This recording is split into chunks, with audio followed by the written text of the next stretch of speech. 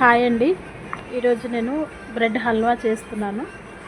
దీనికోసం first bread sides అన్నీ cut చేసుకోవాలి. స్లైడ్స్ అన్నీ కట్ చేసుకున్న తర్వాత వీటిని మళ్ళీ హాఫ్ కట్ చేసుకోవాలి. ఎందుకు అంటే ఆయిల్లో డీప్ ఫ్రై చేసుకోవాలి కదా, బ్రౌన్ కలర్ వచ్చేంత వరకు. హాఫ్ కట్ చేసుకున్న తర్వాత చూడండి ఇలా రావాలి. ఇలా వచ్చిన తర్వాత చూడండి సేమ్ హాఫ్ అయిపోయినాయి. ఇప్పుడు కడాయి పెట్టేసుకొని కావాల్సినంత ఆయిల్ పోసుకోవాలి.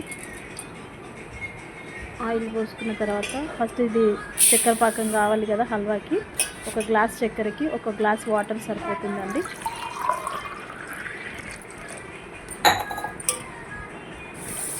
దీన్ని పొయ్యి మీద పెట్టి పాకం అవసరం లేదు, జస్ట్ షుగర్ సరిపోయి నురగలాగా వస్తే సరిపోతుంది. ఇప్పుడు బ్రెడ్ని ఆయిల్లో మంచి కలర్ వచ్చేది, మన ఇష్టం వచ్చిన కలరు వేపించుకోవాలి. చూడండి మీడియం ఫ్లేమ్లో పెట్టుకోవాలి, లేదంటే మామూలు ఎట్లయినా సరిపోతుందండి. మన కలర్ మనం చూసి అడ్జస్ట్ చేసుకుంటే సరిపోతుంది. ఈ కలర్ అయితే బాగుంటుందండి హల్వా. మరి వైట్గా ఉంటే తినాలనిపించదు కదా. ఇలా ఏంటి పక్కన పెట్టేసుకోవాలి. ఇప్పుడు షుగర్ సిరప్ని ఒకసారి కలుపుకుందాం.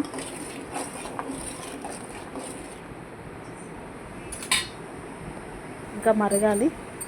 చూడండి ఇలా నురగా వస్తుంది కదా, ఇలా అయిపోయింది. షుగర్ సిరప్ రెడీ అయిపోయిందండి.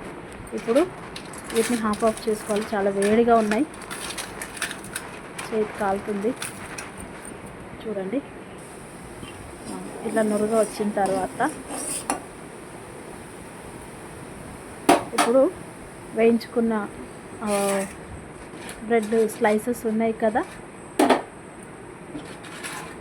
వాటిని ఇందులో యాడ్ చేసుకోవాలి. అంతే అండి, మీడియం ఫ్లేమ్లో మంచిగా కలుపుకోవాలి. చూడండి ఇలా వేయాలి. అయిన తర్వాత ఒక గ్లాస్ పాలు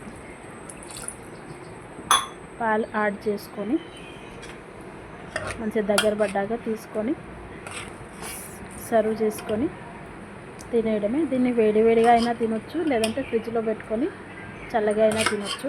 సమ్మర్ సీజన్లో కూల్గా ఉంటేనే బాగుంటుంది. ఎప్పుడైనా మీకు నచ్చితే ట్రై చేయండి, చాలా టేస్టీ ఉంటుంది. సింపుల్ ఇంగ్రీడియంట్స్ ఇంట్లో ఉన్న వాటితో చేసుకుంటే సరిపోతుందండి.